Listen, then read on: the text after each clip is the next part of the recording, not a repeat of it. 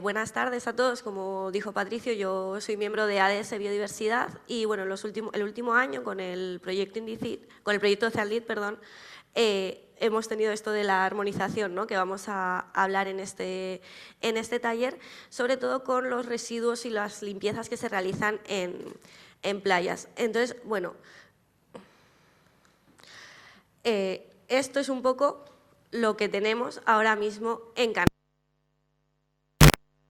This is the current situation in the Canary Islands. There are lots of different groups working on all of the different islands. They all have different methodologies. It's also very difficult for them to perhaps communicate because the islands are so separate. Geographically, it's a challenge. There are different groups then with different methodologies for the beach clear-ups, and also when it comes to categorizing the litter that they collect. We carried out a survey among all of these different groups who carry out these beach cleanups to find out how they categorize the litter and what methodologies they use. Some use a particular system with more than 160 categories. Others use one that Patricia is going to talk to us about in a moment. Others use their own databases using Excel. Others use photos. Others simply divide them into different recycling categories. Others take photos, as I said. But the information doesn't seem to be unified in any way. So we have a lot of data, but unfortunately, because of the nature of this island environment and the differences in these methodologies, it's difficult to use it. Some of these groups speak in schools to help with awareness raising, and other groups aim for their data to be registered and then later used for monitoring and sharing that knowledge. So what we want is something that looks a bit more like this. The organizations can carry on with their activities. We want their work to help with monitoring, to help with ministerial projects. And we want this to be possible through a harmonization of methodologies. We need to make sure that this data is comparable. And if we manage to do this, then we will be able to monitor what is really happening on the islands. Where is the litter coming from? And where are the particular hotspots on the islands? Manova is something that we're trying to implement now. Beatriz is going to talk to us about this. And later on in the workshop part of the session, you're going to be able to see how it works. We'll do a short activity together. Bueno, pues yo voy a hablar un poquito de... Okay, so I'm going to talk a little bit about Maloba. The first thing I want to do is ask a question. Have any of you not heard of Maloba at all? You've never used it before? Okay. So I'll give a brief introduction then. It's an app, but it's also a platform and a protocol. It began in 2013, so it's already 10 years old, and it was part of Vertido Cero, zero dumping. We are a charity. We graduated from the Masters in the Autonomous University. And the goal of this was to learn a little bit more about marine litter.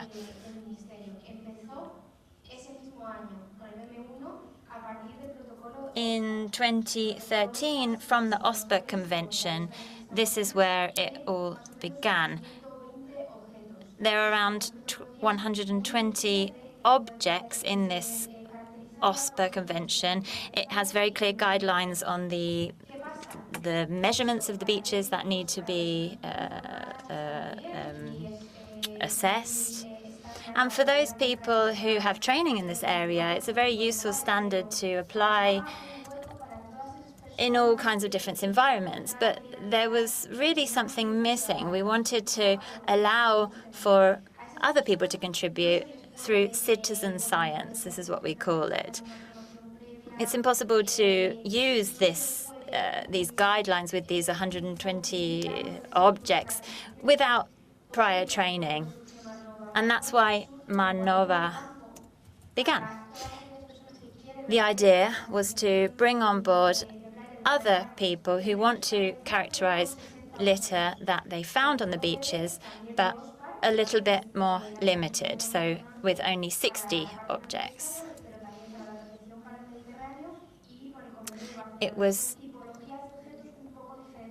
It came from the Barcelona Convention for the Protection of the Mediterranean Sea and the European Marine Strategies Directive as well, which takes into account both the Atlantic and the Mediterranean. So all of these programs have culminated in this app. The idea is that with very little training, absolutely anybody in Spain or anywhere else in the world can participate, and we can share this data. The Environmental Ministry is sharing this data with other agencies. The data is therefore being shared with all of these different international protocols. We have a lot more data, a lot more reliable data, thanks to this citizen science. Bárbara will now talk to you about the Canary Islands more specifically, and we're going to have a practical exercise.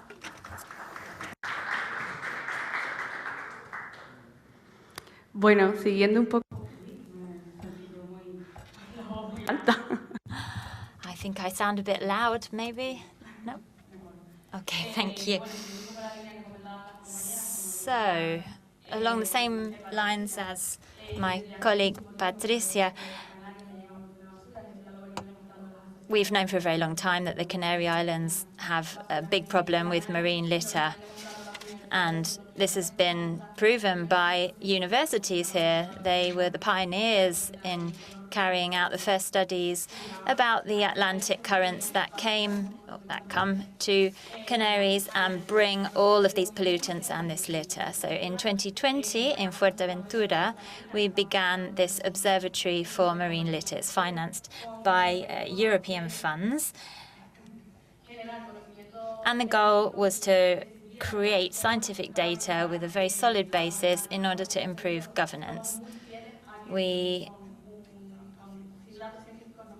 are very clear on the fact that without scientific data, we really won't be able to change anything. So the observatory acts as a network of stakeholders. Volunteers are very important also, this citizen science.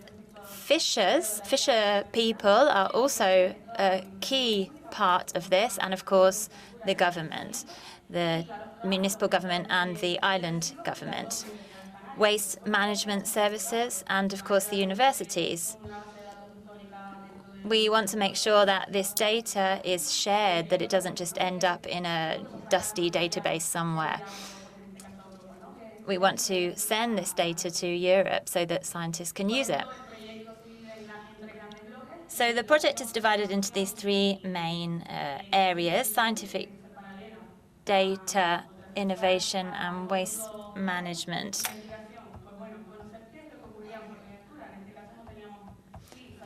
Research. Fuerteventura is, in fact, the island with the most kilometers of coastline, and it receives a great deal of marine litter, but we weren't aware, we didn't know of where it was actually coming from. We also need to know how it affects vulnerable species. We want to know how to use innovation, methodologies, making the most of harnessing the tools of the fishing sector, and how to improve waste management. Thanks to collaboration between a number of really beautiful people in all of these different sectors, we've managed to collect from surface level and deep water in areas around Fuerteventura a lot of marine litter in all different times of the year when the trade winds are particularly strong, for instance. We've managed to identify the areas that require the most work.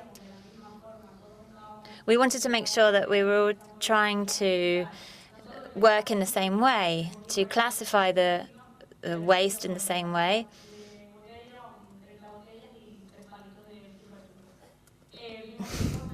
We found that 80% of the waste on the coast were single-use plastic, 96% of fish nets, particularly coming from Africa. This is actually illegal to be. There's a specific type of fishing net that's used in Africa that's illegal in Fuerteventura. And we also found lots of other fishing gear, hooks, etc. So knowing what type of litter is found on the island is very helpful. It's also helpful to know where it comes from. We talked about this specific type of fishing net, the pelangue. These are also some tools for fishing mussels. We found some particular tools from Huelva. So with this knowledge, we can work with the most local sectors to try and resolve these problems at source. Of course, we mustn't forget that the end goal is to not have to do these beach cleanups anymore. This is, of course, a long-term goal, but if we could manage to stop the problems at source, well, that would be perfect. We have more than 300 participants now in the project, and I think Patricia is going to speak a little bit more about one more thing now, and then we will move on to the workshop part. We began in 2021 with the OSPAR Convention. It's very helpful, particularly for associations who struggle. What we're using now is a little easier, as I said before. Bueno, pues ya para Okay, to bring this part of the session to a close, we've been talking about harmonization, data harmonization, and the data that we want to harmonize. For it to serve a purpose, then we're going to have to draw from three different sources, three different data points, which would seem entirely unrelated. First, policies, the governments, the managers, policy makers who organize the monitoring programs for marine litter. And then we have the researchers. In the Canary Islands, we have two universities, Las Palmas and La Laguna in Tenerife. And they're working on marine litter on beaches, floating, underwater, macro and micro marine litter. And then we have all of the information that is collected through the different organizations, associations who are organizing the outreach and awareness-raising campaigns on marine litter at sea and on beaches. And therefore, we have these three different pillars. Groups of people who gathered data, but they gathered data all in different ways, and they are not properly connected up, either due to lack of information or because of communication difficulties between the various different groups. So if you look at the image on the slide, we have arrows going in one direction or another. The researchers and policymakers, yes, there is certain feedback. There is a two-way process. And researchers do help in the decision-making process. And decisions are more and more made on the basis of the research that's done. So we have the ministerial monitoring program based on OSPAR classification program with scientific monitoring for sampling process every year. The same methodology is rolled out across the whole of Spain and so on and so forth. And then we have the MANOBA application. This is citizen science. And this is generating a huge amount of information. It's very valuable information, both for the researchers, so that they can know where there's more rubbish accumulating. And obviously, we cannot visit every beach every day. And we would like to have constant monitoring programs for all of the places that we want to study. No? We can't always do this. No? And we need, therefore, to be able to do this in a way that we work alongside citizen scientists. That is giving us a lot of information that would otherwise be lacking. This is providing information to governments, and the Manama apps are used by the governmental marine litter monitoring programs. Is another information point, but we're missing an arrow here in this paradigm. What we do need is a circular process where there's a flow of information, and applications like MANOBA is going to enable us to gather data. And then we have the OSPAR classification system. And this could be properly adapted so that it can be used by citizen scientists, by real scientists as well. And that way we can have a standardization of categories that work across the various different nodes or organizations that are all going to then feed into an improved decision-making process, that we can have a better categorization of the litter that's found across all of the various different ecosystems. This is going to then feed into an improved decision-making process, no? Quite simply by bringing about a circular process and bringing the 3 points together. Thank you. Okay, we're going to organize a more practical activity now. We're going to conduct our own harmonization exercise in the room. From the moment you see marine litter, and then you categorize it through MANOBA. So we're going to therefore form groups so that you can see how in harmony your ideas are with the MANOBA app. So let's form some groups now. So you're going to see a sample of litter and a photo, and then you're going to decide how you're going to categorize it. So a group, you can form a group here.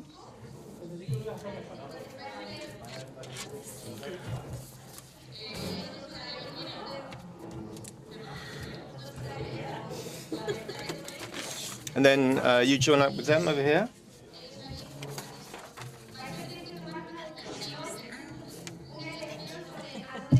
So you're going to decide on the ultimate destination of that item of litter. Con ustedes, con ellos, con los compis. Que yo creo que así ya, sí. Pues aquí tenemos el grupo 1, el grupo 2. Group 1, Group 2, Group 3, and then Group 4. 4 groups. ¿Os podéis poner en círculo mejor?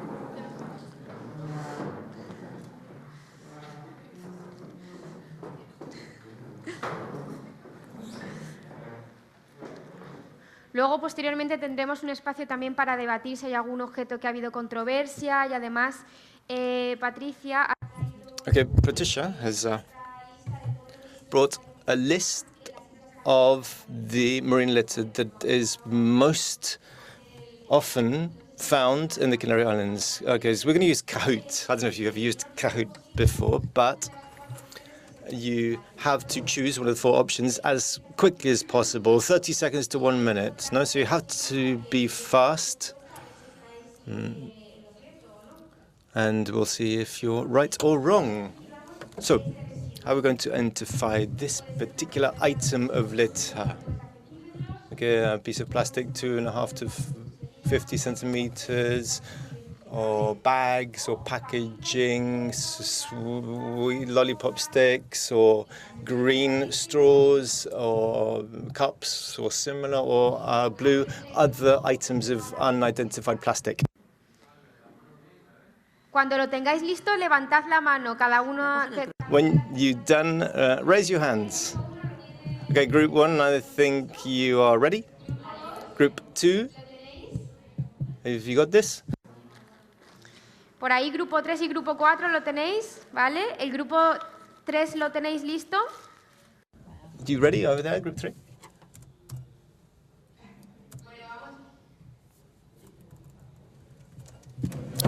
Por grupo. Pues Sí, ya, yo creo vale. que ya. El grupo 1, ¿qué pensáis? ¿Qué opción pensáis?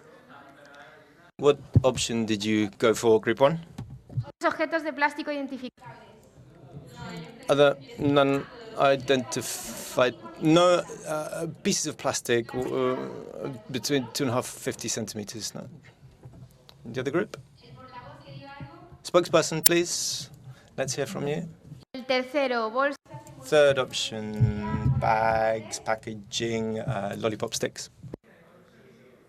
¿Cuál? El rojo, piezas de plástico, es con 5 a 50 y por ahí. Plastic, 2.5 to 50 centimeters, and you too, yes indeed. Okay, these are little pieces of plastic from 2.5 to 50 centimeters. Why could they not be other non-identified plastic items? Well, because we quite simply cannot identify where they come from, and obviously they're not bags or items of packaging or lollipop sticks or cups or cutlery or straws. Okay, so this is how we identify. We don't know what they are, so we identify by size, no, between 2.5 and 50 centimeters in length. Anything else to add? No. Estamos mirando que en la imagen había un soldadito que a lo mejor. It's an image, the little toy plastic soldier, no, perhaps this influenced their decision. Next, what is this? Utilizado en acuicultura. Objects used in aquaculture, or neon light tubes, or similar fishing lines, okay, or in green nets, or in orange lines, fishing lines, ropes. Ya. Sí. ¿Lo tenéis ya? Vale, perfecto. El grupo 1. Verde. El verde, redes. Green, no. Fishing nets. Fishing nets. Group 3, yes. Group 4, fishing nets, absolutely. Okay, that's fishing nets. You could identify that clearly. Then at times you might see that the buoys, no, to float the nets. But basically, in general terms, we're talking about the fishing nets here. También hay que. What is this? You have to see the big picture here. Other textiles, other identified plastics, packaging tapes, no?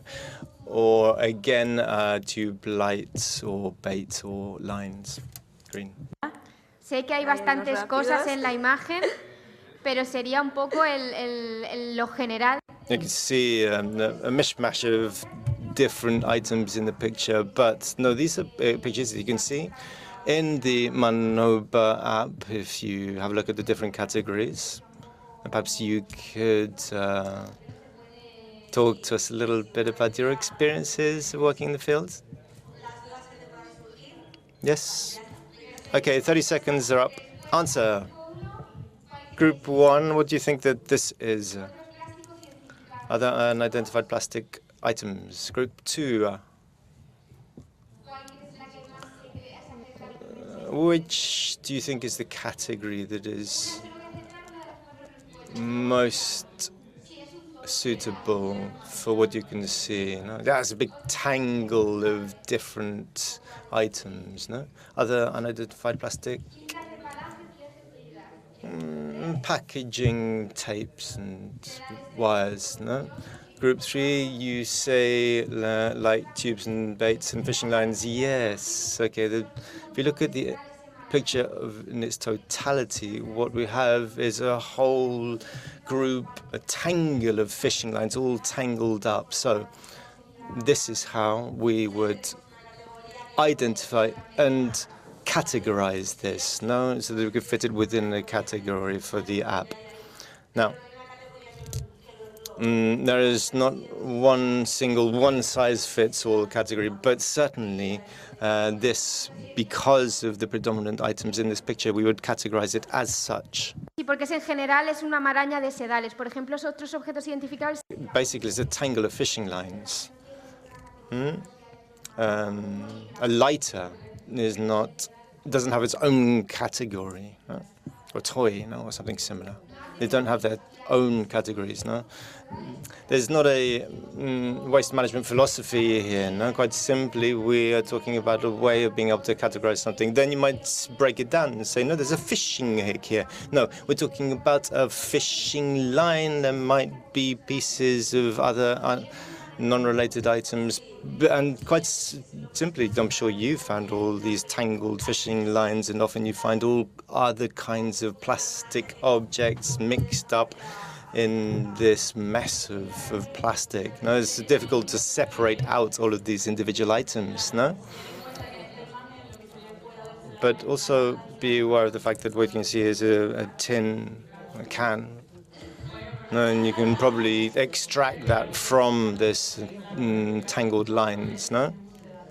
But really, if you look at the global picture, no, then what you can see is a tangle of fishing lines, no? Siguiente residuo.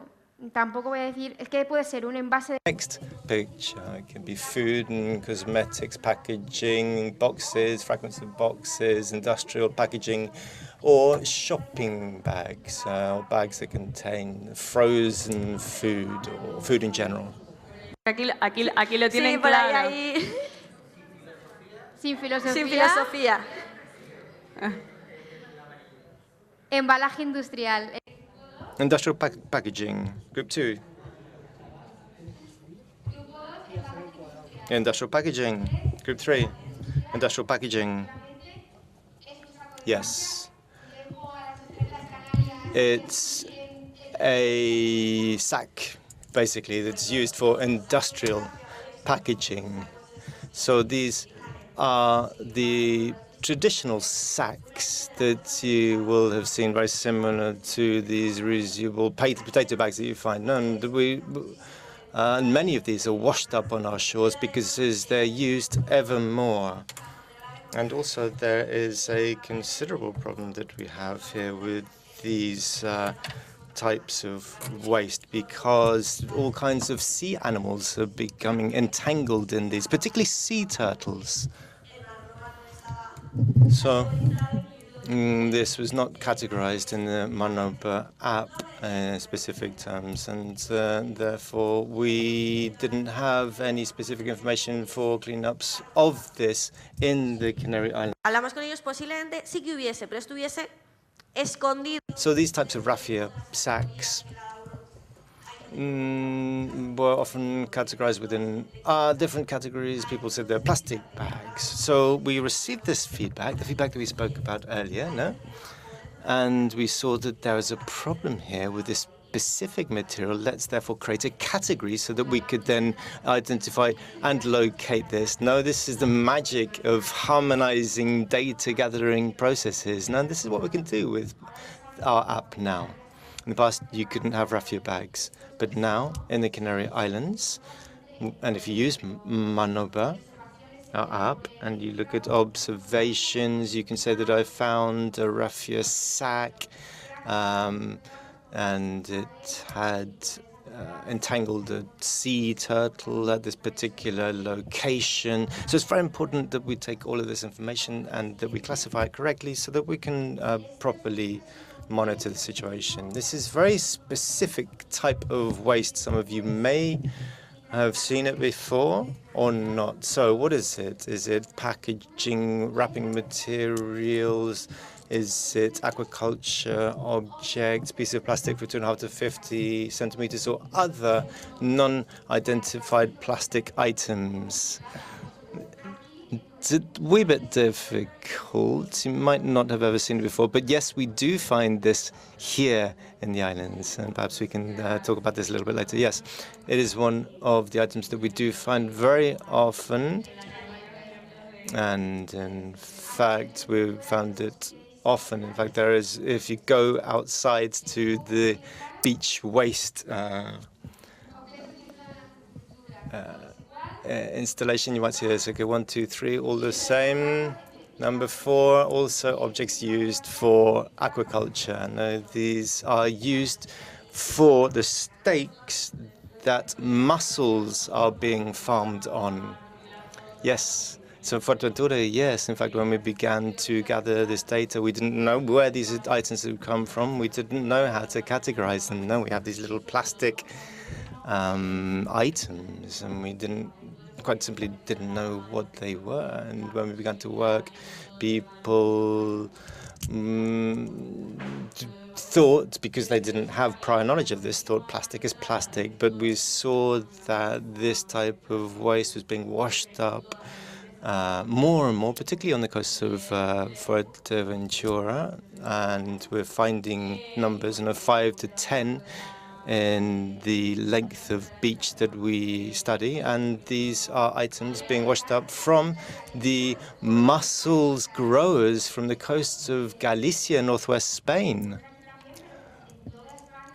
And in fact, there is a lot of this found on all the coasts of Spain, but also the ticket of the Xunta de Galicia, the Regional Council of Galicia, with the European Fisheries label attached to it. So really, it's quite remarkable to see the waste that washes up on our shores. Next, this is often found on the shores of the Canary Islands. Are they plastic bottles, 25 litres, or industrial waste, or motor oil bottles, or cleaning recipients? ¿Hay algún grupo que lo tenga claro ya desde el principio? Creo que no. Ninguno. Sí, allí creo que el 3 lo tiene claro. Vale. ¿El 3 lo Ya, tiene claro? I think group 3 are pretty clear as to what this is. De más de 25 litros, bidón de más de 25 litros. Plastic bottle of more than 25 litres.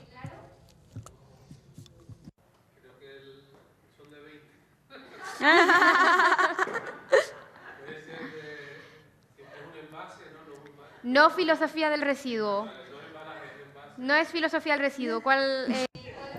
Okay, no, there's no general waste philosophy here. You have to categorize. So what is it? Okay, plastic canister of more than 25 litres. Yes, that's what it is.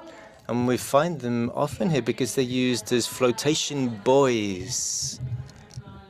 And we see smaller ones as well. And then if you look at the display outside, we see an example of this as well. And also,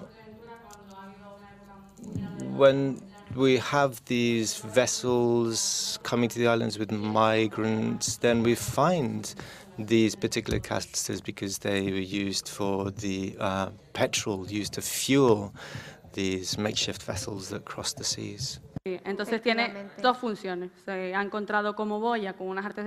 They've been used as buoys for fishing gear and also for diesel or fuel for the vessels that brought the migrants to our shores. Last one, penultimate one. We've all seen this type of litter, we've all seen it and touched it, but how do we classify it in the Manoba app? How is it classified by OSPAR? Piece of plastic less than 2.5 centimeters, foam, cork, or industrial packaging. Plastic, paper, metal work, wood, glass. No, this is also a classification system that we have for recycling.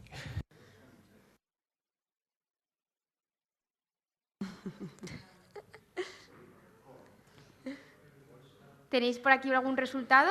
Están debatiendo. ¿Una idea? Esta es complicada, ¿eh? También puedes decir, ¿estás entre cuál? So you're between which two? Piece of plastic and foam. Packaging foam. Entre pieza de plástico y embalaje. Piece of plastic under 2.5 centimeters and industrial packaging. Group 3?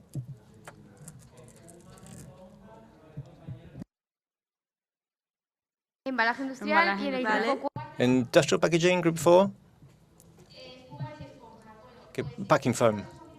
In this case, we have to classify it as pieces of plastic that are less than 2.5 centimeters, and we'll explain why.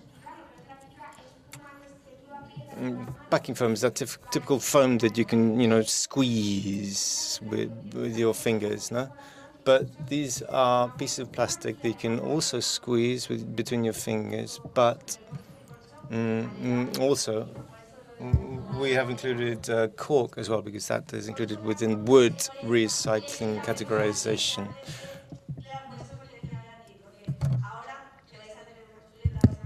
And you're going to receive a list.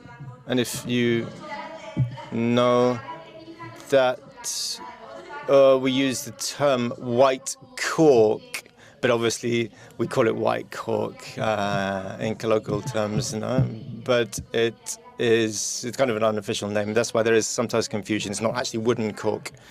And then industrial packaging, yes, it can be used as a part of the industrial packaging, but it's not the outer envelope of the industrial packaging. It's what is used within, okay? So we are going to hand out a sheet so you can see how we break it down, and then we can talk about it in further detail. Another great example of this outside, I think it's exactly the same one, is a box for fish, objects used in aquaculture, other non-identified plastic objects, or fishing nets, or clay pots, or lobster pots. redes, nasas, alcatruces. So you say nets, lobster pots, clay pots. ¿Quién lo ha visto? ¿El grupo 2 tiene una respuesta? Ya, la última pregunta. This is the last one. Green, nets, lobster pots. And group 4, group 3, yes, this is a lobster pot. Indeed, you can see it outside in the display. And in the Canary Islands, I don't know if we find many of these here. There are specific pots used to catch octopus, moray eels, prawns as well. And then there's another approach using raffia sacks as well. But certainly this is a specific type of lobster plot that is used. No? But if we have to identify it in a specific category, we're going to find more of the clay pots used to catch octopus, no, more than lobster pots. No, but this is a category that really includes these different types, no, that we have to differentiate from other types of nets. No, so this is a specific category. The very last question then. Esta es fácil, que es un semillero de poliespan, boya y flotador, corcho o pieza de plástico. Polystyrene, the seed bed, cork, buoys or flotation devices, and piece of plastic of more than 50 centimeters.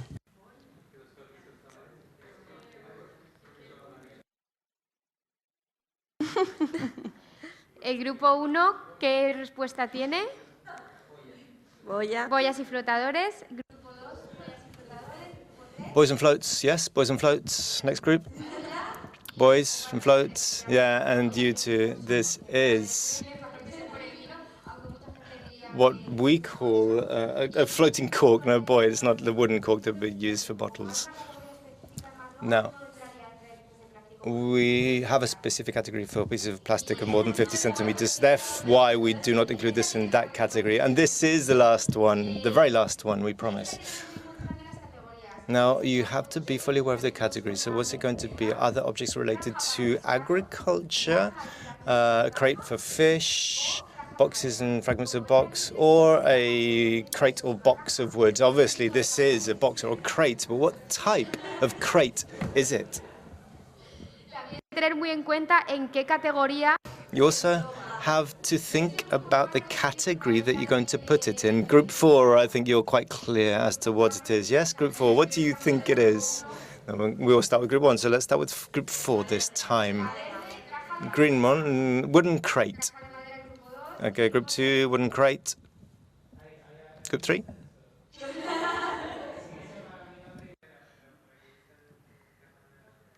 Otros objetos relacionados con agricultura. The objects related to agriculture. Wooden crate, indeed, that's what it is, no?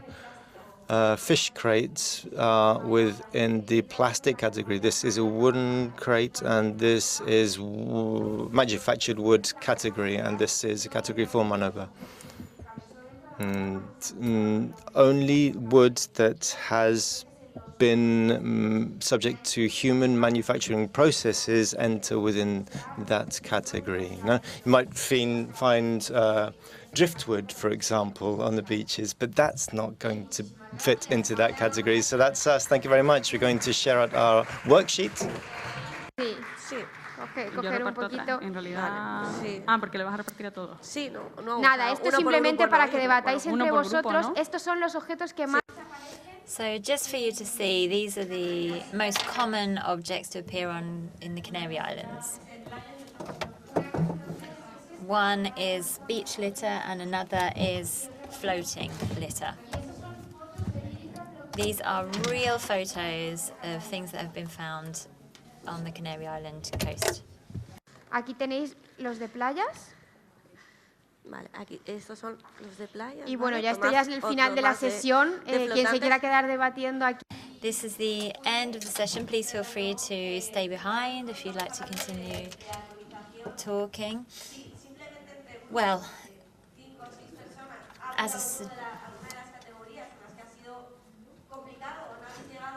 I'd like to know if any of the groups had any particular trouble with some of the categories. Because what we want to do now is all of these different databases that we have to find a consensus so that we all use the same methodology, so that we can compare what we're finding.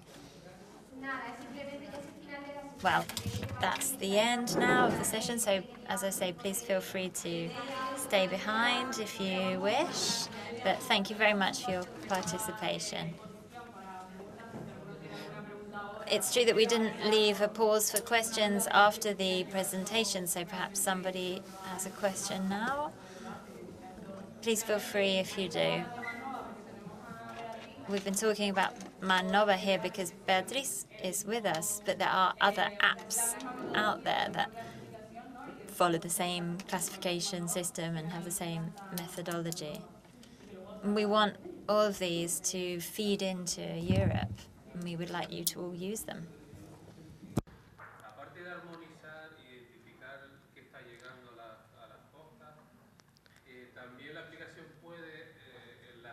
The interpreter can't hear the question. Sí.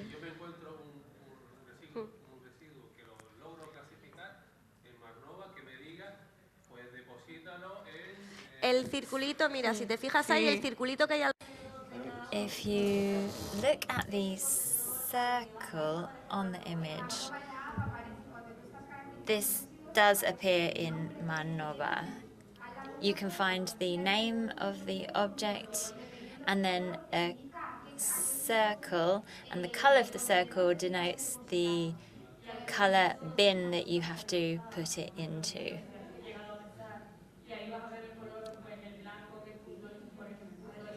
I think that white means that it is to go to a recycling point, for instance. Correct me if I'm wrong. Once again, the interpreter's not able to hear the question.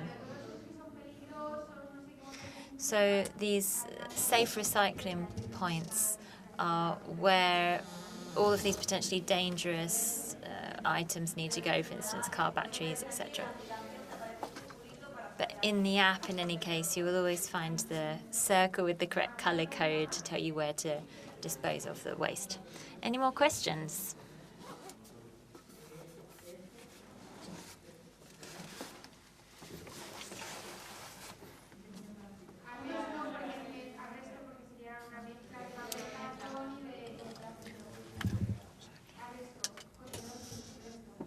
So these cards, for instance, because they're covered in plastic, would need to go in the grey bins.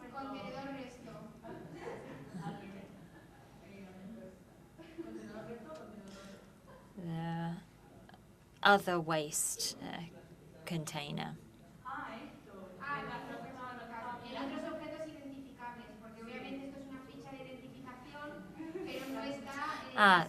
Sorry, the question was about how this particular laminate would be categorized. Well, it would be an identifiable object because we know what it is. Alberto had particular trouble categorizing the box. But if you use the information on here, it's actually much clearer because the fishing boxes, the fishing crates, for example, are in the category of plastic. So this is sort of a cheat sheet to help you.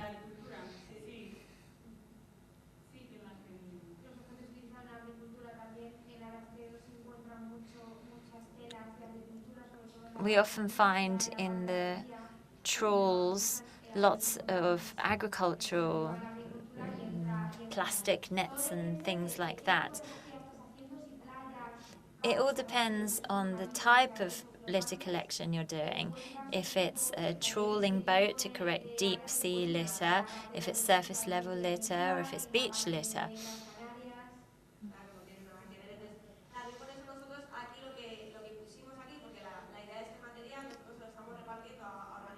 So we're handing out these cards to organizations that carry out these beach cleanups to help them.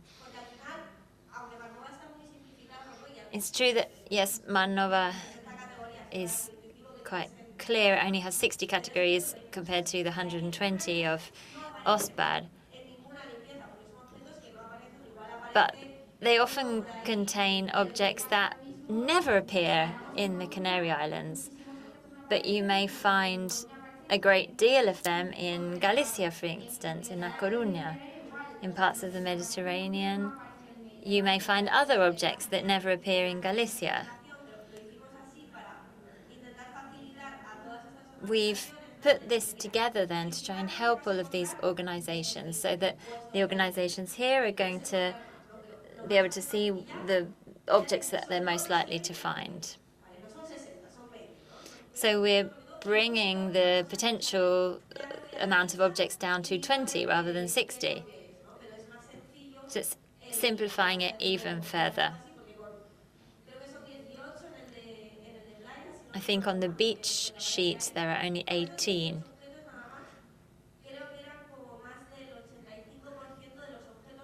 More than 85% of the objects collected in the Canaries are these 18 objects, so you're always going to find those things.